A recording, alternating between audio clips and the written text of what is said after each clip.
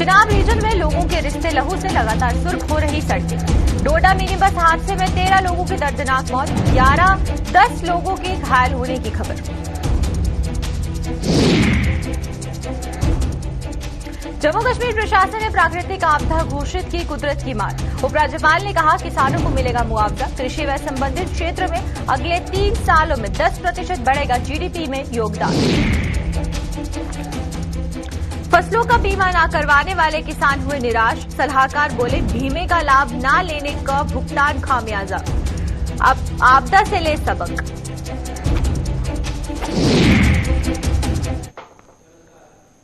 नमस्कार, जम्मू कश्मीर की खास खबरें देख रहे हैं आप सब और मैं हूं आपके साथ पल्लवी जम्वाल। तो चलिए शुरुआत करते हैं आज की जम्मू कश्मीर की खास खबरों की। चिनाब रीजन के अधीन आने वाले जिलों की सड़कें लगातार लोगों के रिश्ते लहू से सुर्ख होती हुई नजर आ रही हैं। इस रीजन में आए दिन पेश आ रहे सड़क हादसों की कड़ी के चलते आज का दिन भी कुछ अच्छा नहीं रहा। डोडा जिले में पेश आए सड़क हादसे में 13 लोगों की दर्दनाक मौत हो गई। 9 लोग मौके पर ही मारे गए और जबकि 4 ने अस्पताल पहुंचने पर दम तोड़ दिया।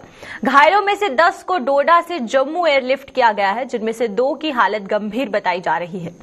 यह हादसा डोडा की सुई गोवारी इलाके में तब पेश आया जब डोडा में से ठाठरी जा रही एक मिनी बस चालक द्वारा नियंत्रण खो देने से गहरी खाई में जा गिरी। हादसे के बाद मौके पर चीखों पुकार मच गई और आनन फानन में शवों और घायलों को खाई से बाहर निकालकर डोडा के जीएमसी अस्पताल पहुंचाया गया। हादसे में 13 लोगों ने जानें गंवा दी, जबकि घायलों में से 10 को जम्मू एयरलिफ्ट कर दिया गया है। मृतकों की पहचान परिजनों को पीएम फंड में से 2-2 लाख रुपए और घायलों को 50-50 हजार रुपए की राशि देने का ऐलान किया गया है। प्रधानमंत्री नरेंद्र मोदी, गृह मंत्री अमित शाह, प्रधानमंत्री कार्यालय में राज्य मंत्री डॉक्टर जितेंद्र सिंह, उपराज्यपाल मनोज सिन्हा और भाजपा के राष्ट्रीय प्रधान जेपी नड्डा सहित अन्य कई नेताओं ने इस सड़क हादसे पर दुख जताते हुए पीड़ित परिवारों के प्रति अपनी संवेदना व्यक्त करने के साथ साथ घायलों के जल्द स्वास्थ्य होने की कामना भी की है।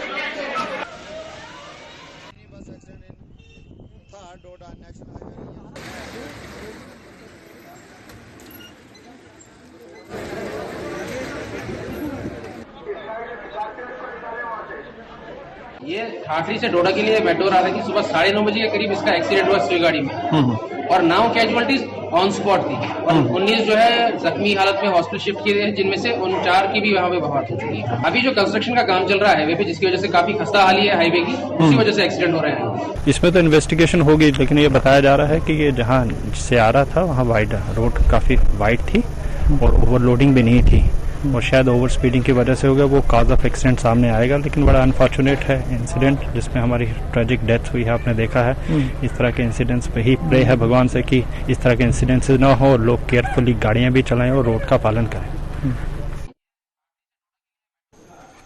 जम्मू कश्मीर में हाल ही में हुई बेमौसमी बारिश व ओलावृष्टि से किसान अर्श से फर्श पर आ गए हैं। किसानों की फसलें तबाह होने पर जम्मू कश्मीर प्रशासन ने भी उनकी मदद को आ गया है। उपराज्यपाल मनोज सिन्हा ने बताया है कि कुदरत की इस मार को प्राकृतिक आपदा घोषित कर दिया गया है और श्रीनगर में आज आयोजित एप्पल फेस्टिवल में भाग लेने के बाद पत्रकारों के सवालों के जवाब में उपराज्यपाल ने कहा कि प्रशासन किसान वर्ग को हुए नुकसान की भरपाई करने को प्रतिबद्ध है और प्राकृतिक आपदा के नियमों के तहत किसानों को हुए नुकसान का आंकलन किया जा रहा है। हर किसान को नुकसान का उचित मुआवजा दिया जाएगा। उन्होंने ये भी बताया कि मौजूदा समय में जम्मू कश्मीर का कृषि व इससे संबंधित क्षेत्र में आने वाले 3 वर्षों में जीडीपी में योगदान 10% बढ़ाने का लक्ष्य निर्धारित किया गया है और इसे हर हाल में हासिल किया जाएगा।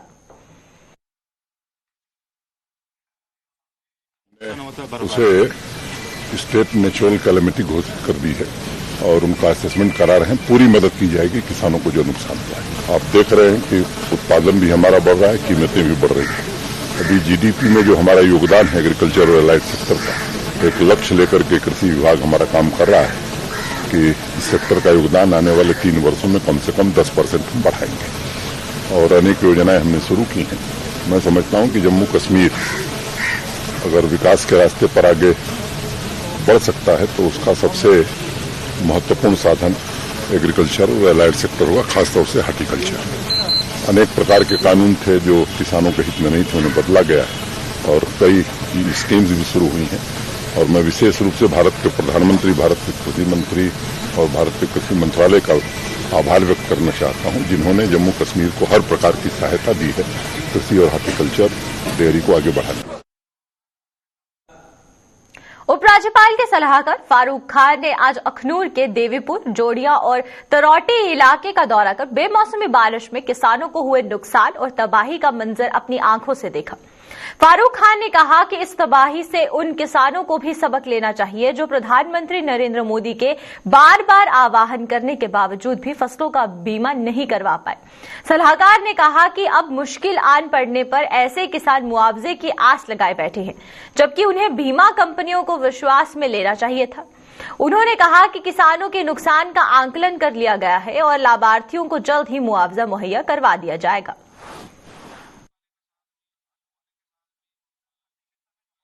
के बारे में मैंने बड़ी डिटेल में बात की है। ये सबक सीखना चाहिए कि सबको बीमा करवाना चाहिए। प्रधानमंत्री जी ने जो इतना बड़ी एक पूरे देश में एक स्कीम चलवाई थी, प्रधानमंत्री फसल बीमा योजना, आज वो पछता रहे होंगे जिन्होंने बीमा नहीं करवाया हुआ था और वो हमारी तरफ देख रहे हैं। उन्होंने हमारी तरफ नहीं देखना था, उन्होंने इंश्योरेंस कंपनी से पूरा उनको इसका एक तो हमने पूरे तरीके से एग्रीकल्चर डिपार्टमेंट के फील्ड ऑफिसर्स के जरिए सारी असेसमेंट करवा चुके हैं। हम मेरा आ जाने का मकसद ये था कि एक तो मैं अपनी नज़र से भी देख लूं कि कितना नुकसान हुआ है और दूसरा अपने किसान भाइयों से बात करते हैं और जो हमारे यहाँ पे चुने हुए नुमाइंदे हैं पंचायत के, ब्लॉक के और डिस्ट्रिक्ट गवर्नमेंट काउंसिल के, उनसे भी बात करके आश्वासन दिलवाएं कि हम आपके साथ हैं। हमारी कोशिश होगी किसानों का इसको जितना जायज मुआवजा है वो मिले। जिला बारामूला के चेरदानी इलाके में सुरक्षा बलों ने एक आतंकी जावेद अहमद वानी को मार गिराया है। बताया जा रहा है कि जावेद को बारामूला में एक दुकानदार को निशाना बनाने का जिम्मा सौंपा गया था। पुलिस को इस बात की भनक लग गई। सेना और पुलिस का संयुक्त दल समय से पहले ही वहां पहुंच गया। सुरक्षा बलों को अपने सामने देख आतंकी ने उन पर गोलियां बरसाना शुरू कर दिया और जवाबी कार्यवाही में सुरक्षा बलों ने आतंकी जावेद को मार गिराया। मारे गए आतंकी से एक पिस्टल की मैगजीन और साथ ही साथ पाकिस्तान निर्मित ग्रेनेड बरामद किए गए हैं। आतंकी की पहचान जावेद अहमद वानी निवासी कुलगाम के रूप में की गई है। इसी महीने यानी 17 अक्टूबर को आतंकवादियों ने कुलगाम के वानपोह इलाके में श्रमिकों की बस्ती पर जो हमला किया था, जावेद उसमें मददगार था। आतंकियों की अंधाधुंध फायरिंग में बिहार के 2 मजदूरों राजा रेशी देव और जोगिंदर रेशी देव की मौत हो गई थी, जबकि बिहार का एक अन्य मजदूर चुन रेशी देव घायल हो गया है। आतंकी संगठनों ने इसी माह कश्मीर में टारगेट किलिंग का सिलसिला शुरू किया था और अब तक घाटी में करीब 11 लोगों की हत्याएं की गई हैं। वहीं पर सुरक्षा बलों ने इन हत्याओं में शामिल आतंकियों समेत करीब 18 आतंकवादियों को अब मार गिराया है। और बात करें अगर इस साल की, तो जम्मू कश्मीर में अब तक 67 मुठभेड़ों में सुरक्षा बलों ने 132 आतंकवादियों को ढेर कर दिया है।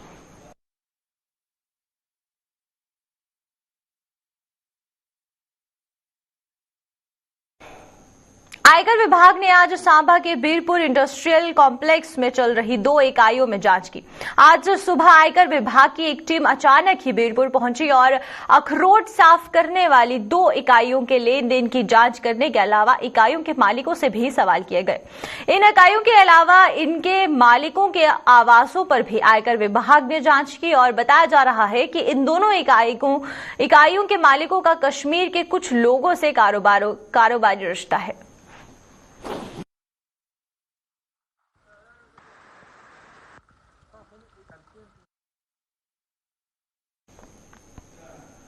जम्मू में बढ़ रहे डेंगू के मामलों के मद्देनजर कई गैर सरकारी संस्थाएं आगे आकर बढ़ चढ़कर रक्तदान कर रही हैं। इसी कड़ी में आज जम्मू के गवर्नमेंट हॉस्पिटल गांधीनगर में एक संस्था ने रक्तदान शिविर का आयोजन कर कई अहम जिंदगियों को बचाने में अपना योगदान दिया। खास बात यह रही कि इस शिविर में मिस्टर इंडिया करण कौरा भी चंडीगढ़ से विशेष तौर पर जम्मू पहुंचे और युवाओं को समय समय पर रक्तदान करने की प्रेरणा भी दी। जिस तरह से हिंदुस्तान के अंदर कोरोना की महामारी में हम सारे लोग जो है वो कोरोना से जूझ रहे हैं और बीचों बीच एक डेंगू की जो बीमारी जो है आप देख रहे हैं कि हॉस्पिटल्स के अंदर हर जगह जो डेंगू के पेशेंट जो है मौजूद हैं, जिनको प्लेटलेट्स की और खून की बहुत ज्यादा परेशानी और किल्लत का सामना करना पड़ रहा है। तो हमारी ऑर्गेनाइजेशन ने एक स्टेप उठाया है कि एटलीस्ट हम यूथ को इन्वॉल्व करके ऐसे लोगों के लिए जो है वो खून दे सकें जो इस टाइम हॉस्पिटल्स के अंदर और अलग अलग जगहों के अंदर जो है वो जेरे इलाज है। Power grid corporation of India ने भी समाज की दीमक की तरह चाट रहे भ्रष्टाचार के दुष्प्रभावों के प्रति लोगों को जागरूक करने का बीड़ा उठाया है। विजिलेंस अवेयरनेस वीक के तहत जारी गतिविधियों के तहत पावर ग्रिड कॉर्पोरेशन ने जम्मू स्थित रीजनल हेडक्वार्टर में एक जागरूक रैली निकाली गई, जिसमें लोगों को बताया गया कि समाज में फैली भ्रष्टाचार किस कदर देश की अर्थव्यवस्था को खोखला कर रही है। पावर ग्रिड स्टेशन के नॉर्दर्न रीजन के एग्जीक्यूटिव डायरेक्टर कैलाश राठौर की अगुवाई में निकाली गई इस रैली में रीजनल हेडक्वार्टर के स्टाफ ने भाग लेते हुए लोगों से भ्रष्टाचार के प्रति सतर्क रहने की अपील भी की। Power grid corporation of India limited एक महारत्ना कंपनी है और आज हम सीबीसी भारत सरकार के आदेश के अनुसार विजिलेंस अवेयरनेस वीक मना रहे हैं। इसके अंतर्गत हमने कई प्रोग्राम किए हैं, जिनमें से vendors meet, family programs, family के स्पाउसेस के लिए प्रोग्राम, कॉन्ट्रेक्चुअल वर्कर्स के लिए प्रोग्राम, बच्चों के लिए प्रोग्राम किए हैं। और इसी कड़ी में हमने आज वाकाथन का प्रोग्राम रखा है, जिसके अंतर्गत हम आम जनता को ये जागरूक करना चाहते हैं कि वो सत्य निष्ठा से देश की सेवा करे। इंडिविजुअल को ही नहीं, अपने देश को ही खोखला कर दिया। अगर ये हमारा देश भ्रष्टाचार मुक्त हो तो हम बहुत सारे एक्चुअली हम लोग बेसिकली कह सकते हैं, हम लोग बहुत सारे कंट्रीज को पछाड़ करके बहुत आगे बढ़ सकते हैं। We can be a super power also. तो भ्रष्टाचार को हमें किसी भी तरीके से अपने देश से मिटाना है, ये हमारा एक स्लोगन आज का है। विजिलेंस डिपार्टमेंट ने आज आरएसपुरा में एक जागरूकता शिविर लगाकर लोगों को भ्रष्टाचार को रोकने के तौर तरीकों पर विचार विमर्श किया है। इस शिविर के दौरान लोगों को बताया गया कि भ्रष्टाचार के प्रति जागरूकता से ही इसे और फैलाने से रोका जा सकता है। और शिविर में विजिलेंस के डीएसपी मुश्ताक अहमद सहित अन्य अधिकारी भी मौजूद थे।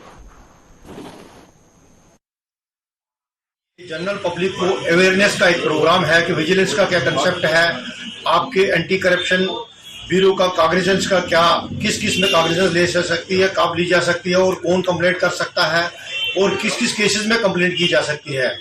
तो ये सारा अवेयरनेस प्रोग्राम करने के लिए throughout state under the dynamic leadership of director ACP SSP JSK Jammu, हम ये पूरे डिस्ट्रिक्ट में डिफरेंट लोकेशन पर डे वाइज प्रोग्राम ऑर्गेनाइज कर रहे हैं ताकि पब्लिक को अवेयर किया जा सके, ताकि पब्लिक जब तक ना आम आदमी, आम शहरी एंटी करप्शन के बारे में कंसेप्ट रखे तब तक वो सामने नहीं आ सकता है। जब वो सामने आएगा तो करप्शन को इरेडिकेट किया जा सकता है।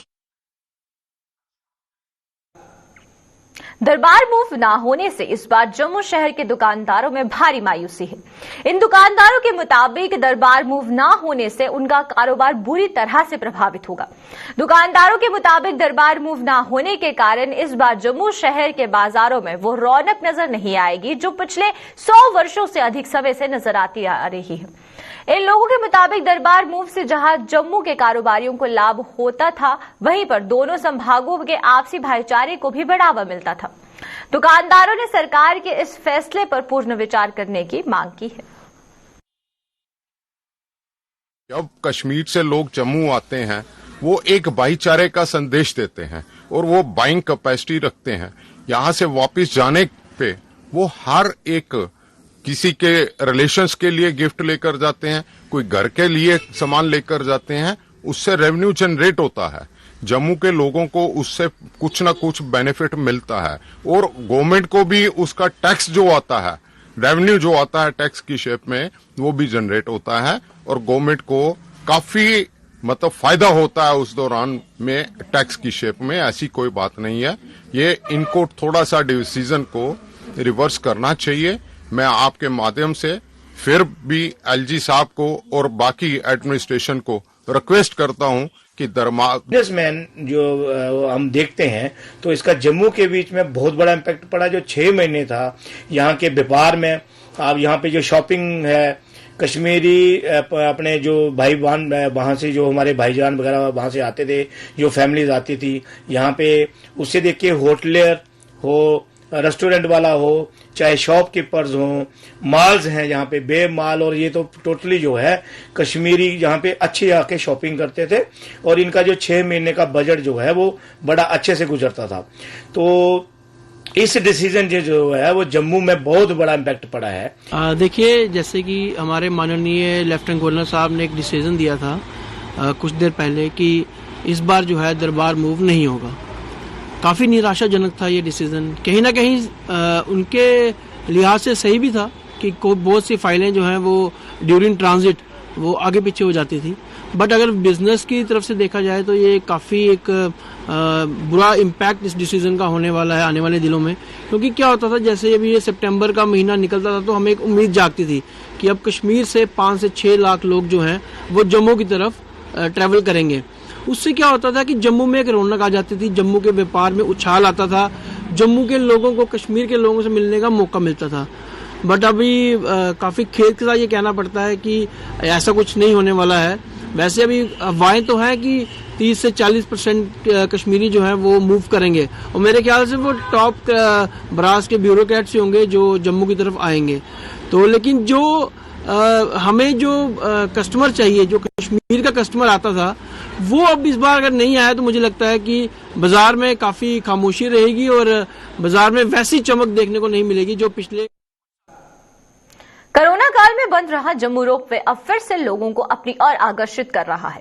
महामारी से काफी हद तक निजात मिलने के चलते पीर खोजे महामाया और बहू से महामाया गंडोला सर्विस फिर से शुरू हो गई है और स्थानीय लोगों के अलावा बाहरी राज्यों से आने वाले पर्यटक भी गंडोला की सैर का लुत्फ उठा रहे हैं। ये रोपवे प्रोजेक्ट जम्मू में पर्यटन को बढ़ावा देने के लिए मील पत्थर साबित हो रहा है। खास बात यह है कि गंडोला और ज्यादा से ज्यादा लोगों को आकर्षित करने के लिए इसके किराए में 50% छूट भी दी जा रही है।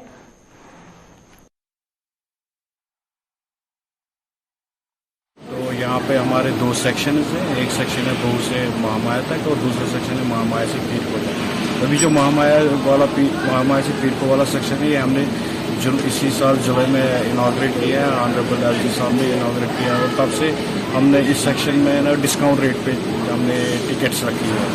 एक्चुअल जो फेयर है उसका हाफ ही प्राइस चल रहा है। तब से 4 महीने हो गए तो हमने डिस्काउंट रेट ही रखा है। हमें सब जम्मू वासियों से या जितने भी पर्यटक यहाँ पे आते थे उनको वेलकम करते हैं कि वो यहाँ पे आए और गंडोला का लुत्फ उठाए। यहाँ पे एक अच्छी सीनिक ब्यूटी है। हमारे सारे जम्मू शहर की ब्यूटी यहाँ से नजर आती है और ये नियरेस्ट प्लेस है हमारे जम्मू सिटी में। तो हम वेलकम करते हैं लोगों का, वो आए। यहाँ पे डिस्काउंट रेट चल रहा है तो अपने फैमिली के साथ आए, बच्चों को यहाँ पे लाए। आरएसपुरा के गांव ममका, खीरपिंड, कोठे और खोड़ के किसानों ने सरकार पर अनदेखी का आरोप लगाया है। इन लोगों का आरोप है कि बारिश हुए अब 4 दिन बीत चुके हैं, लेकिन अभी तक सरकार का कोई भी नुमाइंदा उनकी खराब फसल का जायजा लेने नहीं पहुंचा। इन लोगों ने सरकार से जल्द खराब फसल का जायजा लेने और इसका उचित मुआवजा देने की मांग भी की है। इन लोगों के मुताबिक खराब फसल को खेतों से हटाने के लिए भी उन्हें डबल खर्च करना पड़ रहा है।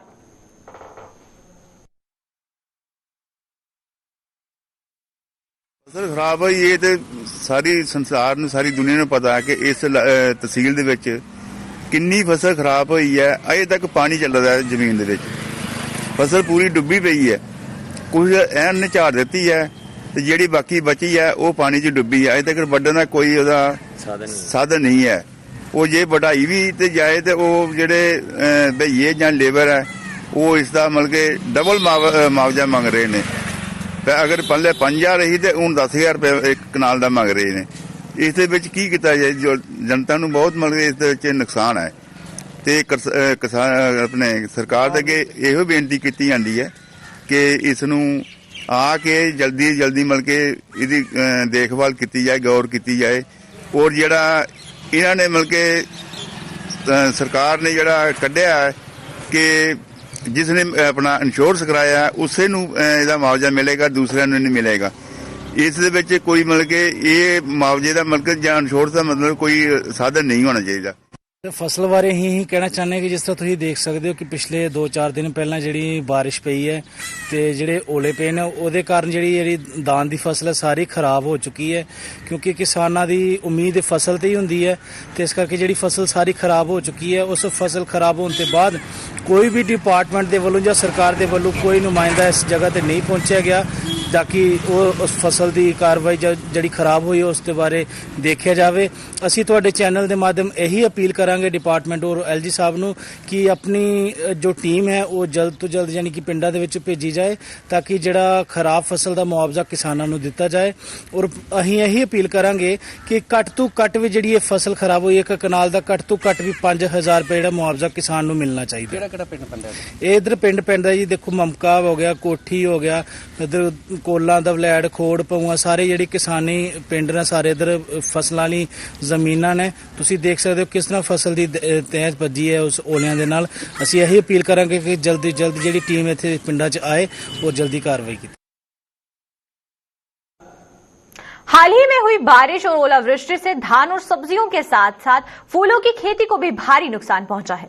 मड ब्लॉक के फूल उत्पादकों के मुताबिक पिछले 2 वर्षों में कोरोना महामारी ने उनकी कमर तोड़कर रख दी है, लेकिन उन्हें उम्मीद है कि इस बार दिवाली के त्योहार पर उनका कारोबार अच्छा होगा। लेकिन कोरोना महामारी में हुए नुकसान की थोड़ी बहुती भरपाई होगी, लेकिन हाल ही में हुई बारिश और ओलावृष्टि में उनकी उम्मीदों पर पानी फेर दिया है और उन्हें भुखमरी की कगार पर लाकर खड़ा कर दिया है। पीड़ित फूल उत्पादकों ने सरकार से उनके नुकसान का जायजा लेने और इसकी भरपाई करने की मांग की है। पिछले बार साड़ी ये कोरोना की वजह करना फसल नुकसान हो गई और इस बार दिवाली पर बड़ी उम्मीदा ही है कि बाजार ठीक ने, साड़ी फसल जी अच्छी होगी, सारे सपने जो पूरे होंगे। दिवाली तो एक ऐसी चीज है, दिवाली एक ऐसा त्योहार है कि अं सारी पूरे साल की उम्मीद के पर ही फिर दिवाली पर जो है बड़ा कुछ करना है, पूरी उम्मीद ला के दिवाली के उपर बैठे होंगे।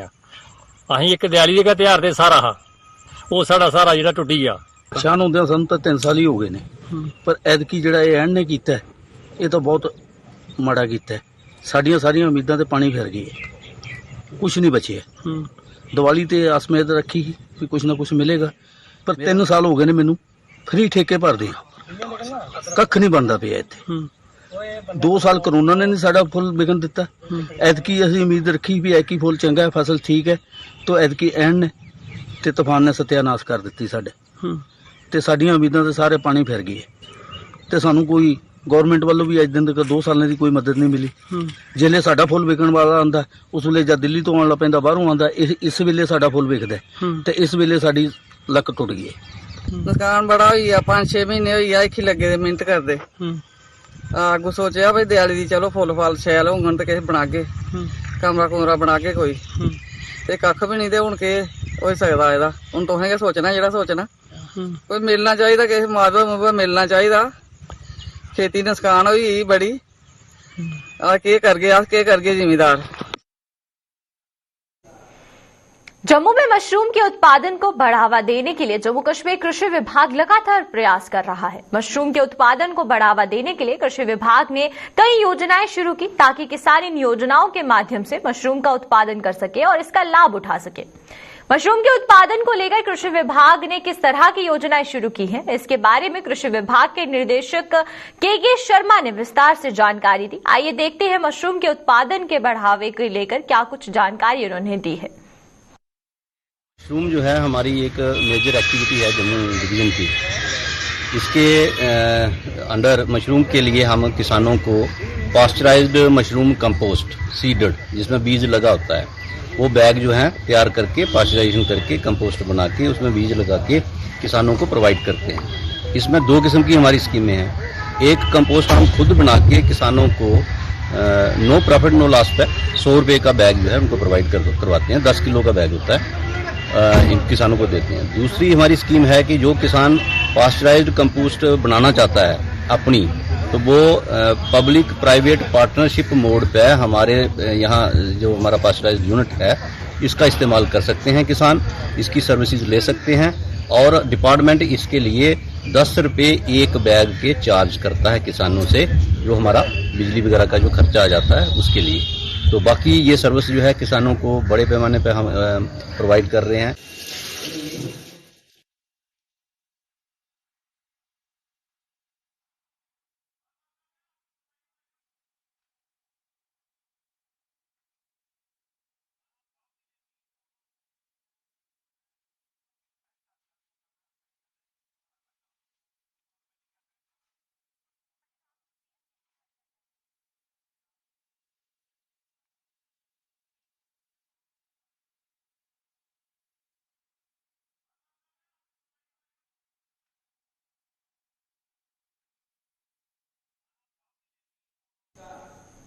तो अब तक के जम्मू कश्मीर की खास खबरों में फिलहाल इतना ही, लेकिन वहीं पर आपको लिए चलते हैं हम पंजाब की तरफ और देखते हैं कि पंजाब में सीएम केजरीवाल क्या कुछ कह रहे हैं। तो चलिए आइए देखते हैं। मिलता सानू 30,000 रुपया ते ओहदे चों असीं आपदे जवाक पढ़ा लांगे, जां असीं आपणीआं धीआं भैणां दे ब्याह कर लांगे, जां फिर असीं आपदी अगली फसल बीज लांगे। जे अगली फसल भी नहीं बीजांगे तो असीं खावांगे की? सानू रोकना पैना जी इस चीज़ नूं।